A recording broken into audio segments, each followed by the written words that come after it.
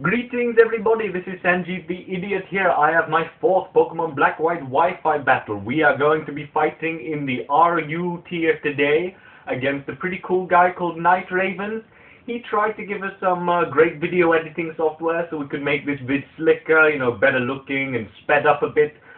But unfortunately, I got it on my computer, I had a bit of trouble with it, and then when I came to add my narration with my microphone was all patchy, the sound was like, "Hello everybody, this is Sanjit, do another battle." So my microphone wasn't really working too well, and it didn't quite sync up anyway. So after a bit of experimenting, I went back to the tried and true,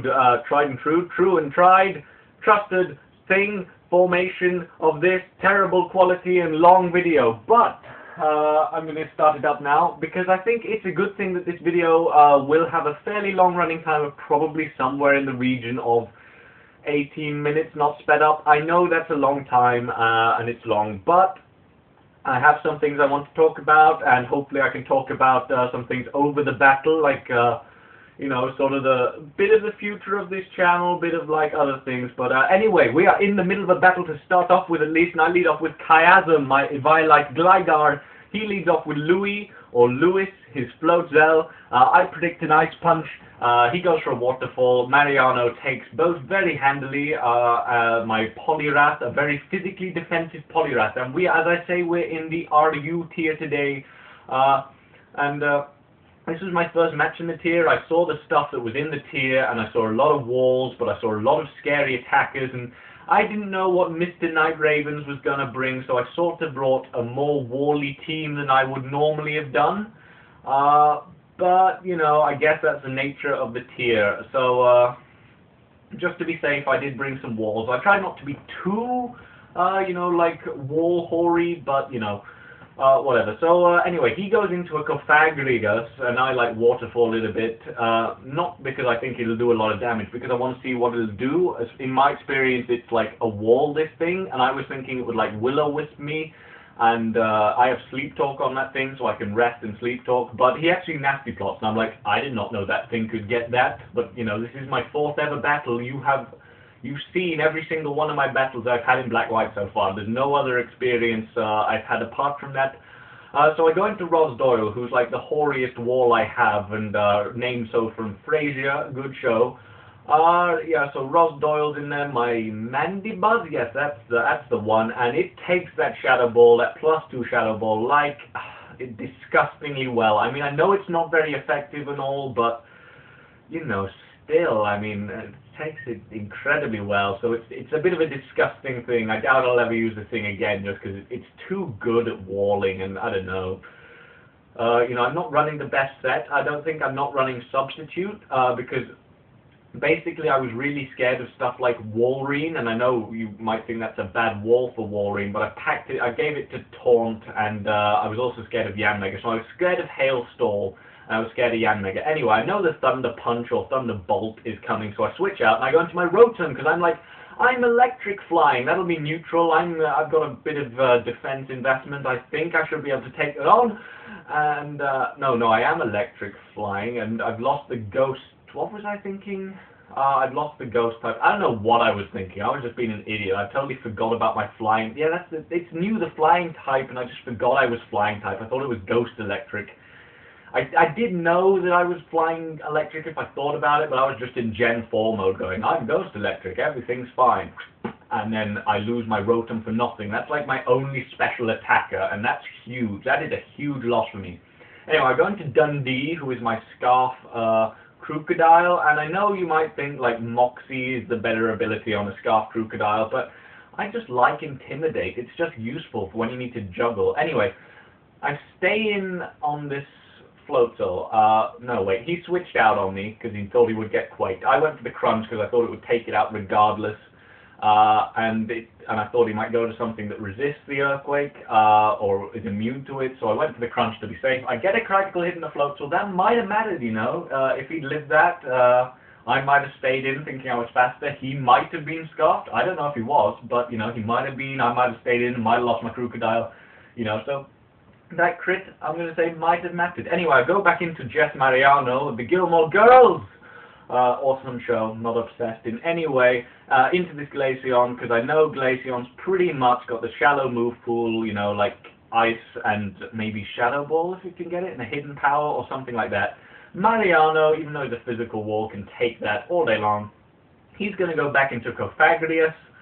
I'm just going to Waterfall him. I Waterfall basically because I half saw this switch coming. Not that Waterfall really does a lot more damage, but it's fine anyway.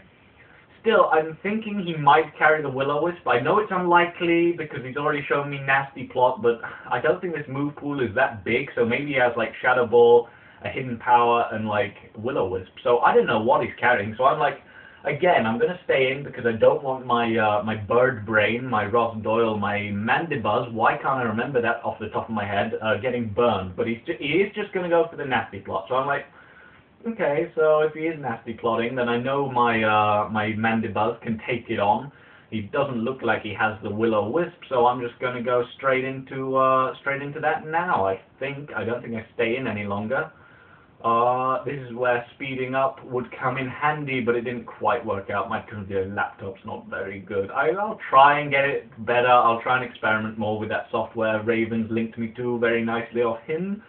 But you know, it didn't work out for this battle, and I wanted to get a battle up, so I thought I'll just film it in the standard way that I have been, because at least I know all the audio will be synced up and all that goodness. Anyway, so I go into Mandibuzz to take that Shadow Ball. He's not going to be staying in, I don't think, because he probably thinks a Toxic is coming, because that's what I did last time. But I think he might think a Toxic is coming, so I'm just going to go for a Brave Bird. You know, I know it's not going to do too much to Electivire, who is pretty much the only thing that could come in with a Toxic already being on it, but maybe I should have switched around, been a bit cleverer. But I didn't want to take the risk. It was a safe-ish play. It just gets a bit more damage and some poison damage on his Elect Beast, as I just get my lefties all nicely to get rid of most of that recoil damage. So that's pretty good. Toxic is going to start to slowly wear him down. I didn't want to go into, while I went to take this last time, because I went to my Rotom and got killed. I could have gone to Dundee here, but I thought the Ice Punch might be coming. And I know it sounds stupid to say I feared an Ice Punch, so I went to Gligar. But seriously, not a lot else would really want it. I mean, if this thing's not Scarf or Banded, and now that I look at it, it's not got lefties, but it could still be Expert Belt. A lot of Electivires are. I think either it doesn't carry Ice Punch or it's Scarfed or Banded, because you know, he cross-chopped, and if he did have the Ice Punch, stay in and just Ice Punch there. So I'm guessing he doesn't carry it, or he was Scarfed or Banded. But I went to Chiasm in case, you know, if he did Ice Punch, then, you know, I would lose Chiasm, but at least I would know, and then I could bring in something to revenge it, because Chiasm really wasn't too useful to me at this point, after seeing his team. But he let me get up my rocks there. But he goes into this Altaria, which is pretty awesomely nicknamed Zed's Hair. I go into Emily, my Drapion, because I was fearing a Toxic on my Eviolite Gligar, but he actually just went for a Heal Bell. And I crunch here to see how much it'll do. You might also have noted my team is packed with Dark types for Cresselia, which didn't show up, didn't make an appearance. None of the things I really feared made an appearance, but this Zed's Hair is going to be a nightmare, because that rhymes. Zed's Hair, nightmare. But seriously, this is it's not good for me, because I have no way of taking it out. Because, you know, I go into Ross Doyle here just because I think I want to save my Drapion for later. Because my Drapion's a Swords Dancer, so if you could get a Swords Dancer, maybe I could take this thing on. But really, I can only force this Zed's Hair out. That's all I can do. I can Whirlwind with Ross Doyle here. I can, you know, bring in something faster on the Revenge, but he can just switch then. So I've really got nothing to do. Because if I Toxic this thing, it can just Heal Bell, while it can Toxic me, and because I have Taunt and not Sub, I can't really block it, you know, indefinitely. So, you know, I don't know if I'm faster and a Taunt would have worked. Taunt didn't cross my mind for some reason. It really should have done. That would have been a good thing to do. But anyway, he roosts, and I'm going to roost here as well, just to get health back. I don't know he carries a Toxic at this point. I think that's probably why I don't Taunt, because I think, well, he's not carrying the Toxic, and I can Taunt later, but I should have Taunted now, but he is faster, so he would have been able to get off his move, which is Toxic.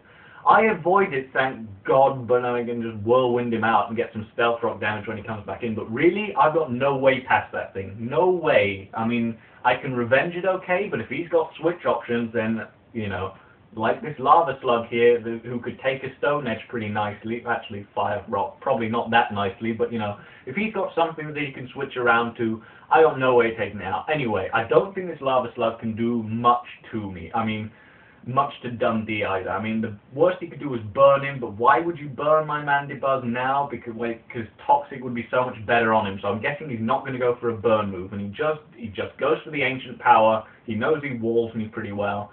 I guess I could have Toxiced him, but I go in here, and now I Stone Edge, and I'm praying he switches into Zed's Hair, predicting the Earthquake, because he's got a quad weakness to Earthquake. I'm hoping he thinks I'm going to be obvious. And I am not going to be obvious. I'm going to predict it, and he's going to play into that, and that's awesome. That is the turning point of the match, because we both had a wall the other would find difficult to get round. He had Zed's Hair, I had my Mandibuzz. The difference being his Zed's Hair could beat my Mandibuzz one-on-one. But that prediction was big, that was huge. Anyway, I don't know if this Glaceon is scarfed. I don't know. I could probably outspeed it even if it was, but I don't want to risk the Stone Edge miss. Can't talk. I don't want to risk the Stone Edge miss. How hard was that to say? And because I have the safe switching of Mariano, I'm fine. And he's going to hidden power on the switch. And interesting note, he didn't even know what this hidden power was during the game. I think he thought it was water, which was why I was trying to, I don't know, hit Dundee with that, although I think Ice Beam would also have hit me, for stab and super effective, but it turns out that it doesn't activate my water absorb, and it turns out it's ground at the end of the day, but neither of us knew what was coming at us with that hidden power, so that was a bit entertaining. I waterfall him because I predict him going to Cofagria, so I don't quite take him out. Could have brick breaked him. He's now going to switch out anyway. The Stealth Rock will get him when he comes back in, so that's fine for me. Goes into Cofagrius. What do I do now? I'm an idiot if I brick break. I actually rest. I think I've lost too much HP. Well, I can just rest up and show him I'm a rest talker, which might just discourage things staying in on me. So his Cofagrius is kind of scary. I mean, I can outspeed it with other things, but it would be kind of scary, that's what I meant to say, if I didn't have my Mandibuzz. So it really did come down to a battle between Mandibuzz and Zed's Hair, and who could take out that, it's sort of like a linchpin in the team. And because I managed to predict that switch, you know, his whole team will now, like, it's got no way to get past certain members of my team, one of them being Ros Doyle here, so it just kind of collapses. And the same thing would have happened if my Ros Doyle had been taken out by that Altaria. My whole team would have collapsed. So it was sort of an interesting game from that point of view. From now on, it's just going to be sort of a slow whittling down of the rest of his guys. He's going to hit me with a hidden power, I guess, just to see what it'll do as opposed to Shadow Ball. I'm just going to go for the Toxic. I'm thinking even if he goes to Electivire, I should be able to switch around it and stuff at this stage. I want to get my Dundee in, my Scarf Crocodile, so I can do some sweeping with that. So even if he went there, I could switch around to Chiasm, my Gligar, and then bring it in on a revenge. I don't know, lots of weird thought trains. I don't have to think too hard at this point, because, you know, even if I make a mistake, I can still switch around it. So even if he predicts a move or he switches well, I can still sort of get around it at this point. So, I guess while this little sort of pseudo-Stally wall is going on, I should talk about the stuff I need to talk about. So, as you saw, we beat the Elite Four. How cool was that? Thrashed NBZ in the final. And now some weird old wizard guy wants us to collect all the 5 legendary Pokemon of Kanto. So, I guess that's what I have to do, and that'll be a nice postscript to the adventure. Hopefully the old guy won't double-cross us and turn us into a fish, and we will actually manage to get to India with his magic spells. I hope that's the case, but, yeah, I mean, either way, I mean, if this old guy does turn us into a fish, I can't really see another way of getting to India. I mean, all the oceans seem fairly enclosed, so we can't swim there. There's no airports in the Pokemon Blue game. So, I guess, regardless of what this old guy does, it will be the end of the LP after this is done. So I I just want to that really can't talk right now today. I just want to ask you something, because after the LP I'm going to do like a video where I'm going to like answer some of your questions, maybe just tell you some facts and work out what the future of the channel is going to be, because I'm moving away from my homeland and the LP is finishing, and you know, I don't think I'll be like a prolific YouTube battler. I don't think I want to do like enough battles for that. I don't have the stamina to like do endless battles and narrate them. So what I'm thinking, I don't really have any plans at the moment. I definitely want to keep the channel going in some way. I just don't know what that way is. I don't know what my recording situation will be like at uni, which is where I'm moving to, if I didn't say. I don't know what games I'll have to like film. I mean, as you know, I just point my camera at the TV, very low tech. Maybe I'll get like a screen capture thing for a computer and sort of narrate that way, like get a game that way. I don't know. I don't know what game to do. I have no idea what I'm going to do in LP. Maybe go down like a vloggy kind of avenue with the channel, just like funny things now and again. I mean, I doubt I'll upload as regularly, which is a shame, but you know, at least for a while, because you know, I'm settling in a new house, so you know, in a new environment. So, you know, I don't know quite what will happen. I definitely want to keep this going in some way, Pokemon or not. But yeah, basically I'm doing like a Q&A video after the LP is going to be finished, and I'm just going to say some things, work out the future of the channel. I think I've just won here, have I? The match that we're watching, I'm sorry, I was too busy talking over that, but that is a good game, Nightravenz. I enjoyed that game. The RU tier, that was my only experience of it so far. It's okay. I mean, I would like less walls to be in it so that I have to bring less walls. If I ever fight again, I'm just going to bring a more fun team anyway. And if the guy's got like Cresselia, then, you know, so what, I lose. But it'll be more fun to have a bee-drill knocking around the place. That is a life motto. Things are more fun with bee-drills, except picnics. So anyway, good game, Nightravenz again. Anyway, back to what I was saying earlier, talking over the battle, how rude of me. But anyway, things that need to be said.